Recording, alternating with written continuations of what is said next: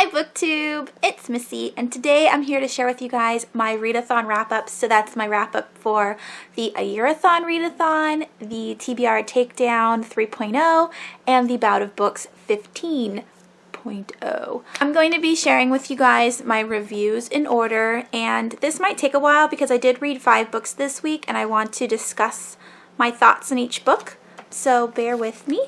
So the first book is Illuminae. This was my favorite this week, and this is a YA sci-fi. I started this book in December, put it down so I could read other books, and I'm so happy I was able to pick it up this week and finish it because it was just absolutely amazing. If you don't know what this book is about, it's about a colony of people that live on a planet somewhere in the galaxy, and they are illegally mining a resource. A biotech company notices this and wants to steal it, but also get rid of the evidence that these people were there, and so they attack the planet, and 3 ships come to the rescue to save the people from this planet. There's the Alexander, which is a battleship, the Copernicus, and the Hypatia. I think I'm saying that one wrong, but the last 2 I believe are research ships. So they come and get as many of the refugees as they can, and then they take off. Now the Lincoln, which is the bad ship, the biotech company, is in pursuit of these 3 ships, and they're taking off. Now there is a girl, the main character of the story, Katie Grant. She is a 17-year-old like computer whiz. She could consider herself to be a small-time hacker. And her ex-boyfriend, Ezra Mason, who is a jock. And they play G-ball, which is, I don't know, maybe football or lacrosse, something like that. But that's their sport of choice. And so they are on different ships, and they are trying to talk to each other and see if they can get, to be together. Ezra gets put into a pilot position because the ships don't have enough Marines or military, so they are recruiting the citizens to do whatever they can. And after taking all these tests, Ezra is put in as a pilot and Katie is put in as a computer whiz or whatever. And so throughout the entire book they are trying to figure out a way to get to the same ship and to keep everybody alive and to figure out how they're going to escape the Lincoln. Katie finds out that there's a lot of conspiracy going on, and she's trying to hack the computers to get more information because the superiors of the Alexander, which is the battleship, is being quiet about everything that's going on. And then the very last character that is a main character of the story is Aiden, which is the artificial intelligence of the Alexander. And at the beginning, I absolutely hated Aiden, and I couldn't wait for them to shut him down. And by the end of the book, I was almost in tears. I felt like Aiden was a real person, and I was rooting for him, even though he was supposed to be the bad guy. And I just loved everything about Aiden. I don't know why. I fell in love with Aiden, and I thought Katie was a kick-ass character because she was, I'm going to do what I'm going to do, and I'm going to do it and continue to do it until I die. I want all the information. I want to save as many people as I can. I want to take down the Lincoln, and bravo to Katie. I am so excited that these beautiful books are going to be a trilogy. I gave this book 4.5 stars. The next favorite book of mine this week was Beautiful Darkness. This is the sequel to Beautiful Creatures, and I gave this book 4.5 stars. In this book, Ethan and Lena are on the rocks. She feels like she is turning dark, and that was her fear in the first book, that she'd become a dark caster. And with the curse of being a caster, when you are claimed at your 16th birthday, you either become light or dark. But with Lena, If she turns dark, all of her light family members die. If she turns light, all of her dark family members die. Her favorite family member is Macon Ravenwood, who is a dark caster. But then on her light side, she has her grandma, she has her cousins, and her brother, I think. Maybe her brother. Yeah, I think her brother is also a light caster. And so she's got these family members that she loves. Oh, of course, and Ridley is her cousin. Her favorite cousin is also dark. So she doesn't want to claim either light or dark. She's trying to avoid it. And in this book, that's what they do. Ethan is trying to convince Lena to be smart about it and, you know, whatever. And then the whole time she's trying to run away from him because she doesn't want to claim anything because she's afraid. And Link has a major role in this book, which he did in the first one because he's Ethan's best friend. But I just really fell in love with Link. He's just so funny, and he's there, you know, no matter what, and he will fight to the end, and he's got so much charisma and bravado, and I just love him. And then we got to meet a couple new characters. Olivia is a keeper in training, and a keeper is just someone who knows about the caster world but is not allowed to intervene, and so they just take care of the books. And then there's Lucille, the cat, who is just so stinking cute. So if you liked Boo Radley, the dog from Beautiful Creatures, Lucille is the cat version, and I love Lucille. So yes, the ending with Ridley makes me want to pick up Beautiful Chaos immediately, and I cannot wait to continue on in this wonderful Southern Gothic series. All right, now my third favorite book is Mary the Summoning by Hilary Monahan. I don't have this book right now because immediately after I finished it, my best friend ran over to my house and grabbed it from me because now she wants to read it. So in this book, it's about 4 girls. There's Jess, Shauna, Anna, and Kitty, and all 4 of the girls are convinced by Jess that they need to summon Mary. Jess has been talking to family members and interviewing a couple of people and have learned this like legend of Mary, and so she wants to see if she can summon her. And so one day the 4 girls go about in summoning Mary, and she actually appears, and the girls are really freaked out, but Jess is so intrigued with this whole thing that she wants to do it again. So the next day the girls do it again, but this time Jess tweaks the like the salt line a little bit, and she tweaks a little bit of the people who is standing in front of the mirror, like where their positions are, and she's keeping all of this secret. Like, she's not telling anybody why she's doing these things. And at this time when she summoned Mary actually comes out of the mirror and starts attacking the girls. So Mary comes out of the mirror and attacks. That's what I said last. Now, this is the first YA horror novel that I think I actually had been freaked out about. I don't know where it is. The Merciless was really creepy, and I thought, oh my gosh, this is a very scary YA book. But if you thought The Merciless was scary, this book is like 10 times scarier. I mean, I freaked out most of the time. I was screaming no. I was, wanting to punch Jess. Jess is a terrible character. Terrible, terrible, terrible. And it doesn't stop with the one Mary incident.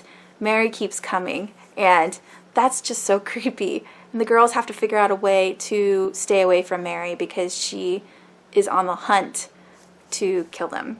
And so, yeah, very scary. Very scary. All right, number 4, my 4th favorite would be Insanity. And this is by Susan Vaught. Now, when I first picked this up, I knew that it was going to be at an asylum. And so that's why I wanted to read it initially. And we meet Forrest at the beginning of the book, and Forrest is just, some regular girl. She's an orphan, and she has a bracelet on her wrist that she, you know, had when she was a baby, and she's had it all her life. And it's kind of magical because it grows with her and no one ever asks questions about it, which I thought was kind of weird. But yeah, so she's got this bracelet. She starts working at the Lincoln Psychiatric Hospital because it's in her area and she needs a job. And during this job, she sees like a patient being dragged down a hall as she goes to chase the patient down and see who's dragging him to like make him stop. And that's when she meets Levi, and Levi is a shade of some sort. He died, but he came back to life, and so his job is to find evil people and then take them to the other side. And so you have those two characters and their story, and then you meet more characters. There's a whole bunch of POVs in this book. So then you meet Darius, and Darius has Modic blood in him, so he can sense and see and hear spirits around him. His grandmother gave it to his mom, and, you know, his mom gave it to him. His grandfather was a terrible man, and he was a serial killer, and so with all of that, the grandma dies with unfinished business because she thinks that the grandfather is going to come back and try and do it again, because shades or evil spirits are always trying to cross over from the afterlife to the real world to continue being bad. And so Darius has to stop him. And in the meantime, he's dragging his girlfriend Trina and his best friend Jessie in, and then they meet Forrest and Levi and Imogen, which is the grandmother and the person who takes care of the Lincoln Psychiatric Hospital. So all of these people are intertwined, and they're all there to take the evil spirits out of that asylum and bring them to the afterlife. So all of it was kind of confusing, but it was very interesting to read. And then the ending was pretty rushed. I felt like Susan was just trying to wrap it up really quick. And so things seemed like it was too convenient. And all of the ghosts that they were fighting somehow related to what they were doing, if that makes sense. I don't want to give too much of the story away, but it just seemed, the whole book seemed too convenient, even though I absolutely knew nothing about what was going to happen and how the ending was going to go about, and I was trying to follow the plot along. I did give it 3 stars. Again, it was very interesting. It was very creepy at times, but I got a little lost, and of course the ending was very rushed. So that is my story on that, my review on that. Okay, and so my last favorite, because I still liked it, so I'm going to consider it a favorite, is Heart of Darkness by Joseph Conrad. This is a classic, and so I'm going to kind of show you. You see how there are no indentations, really? You don't even know what things are happening. In classics, I feel like you never know who's talking, even though there's quotes, so you know that someone is speaking. I can never tell when they switch because it just, I don't know, everything just blends together for me. But basically this is a book about a man named Marlowe, and he's on a ship with these other people, and he decides to tell his story about when he went to the Heart of Darkness, which is in the middle of the Congo River. He talks about how he got to the river, what he had to do when he got down there, how he was supposed to go meet a man named Mr. Kurtz, and all of the like tragedies, I want to say. I don't know. I didn't consider this to be very dark. It did seem like a very sad story though. And basically white men went down to Africa and, you know, enslaved the Africans and made them do what they needed, and if they thought that they weren't doing it fast enough or good enough, or they thought that they were doing it wrong, they would beat them or kill them, which is absolutely wrong. And I always get angry when I read about like injustice like that. It doesn't make any sense, and why would the white people think that they are superior and have the audacity to think that they could, you know, own people and tell them what to do. It just makes me so angry. So they would consider these black people to be criminals and savages and rebels because, you know, they don't speak the language and they expect them to just do whatever they say to do. And it's just so sad. And they're all like, they have manacles on their necks and they're all chained together or dying. And then the guy that Marlowe is supposed to get in the book, he's like the worst kind of white man, and he is considered a god to a lot of the Africans around the village that he's living at, but at the same time he like murders them, you know, relentlessly for no reason other than, you know, it makes him happy to do so.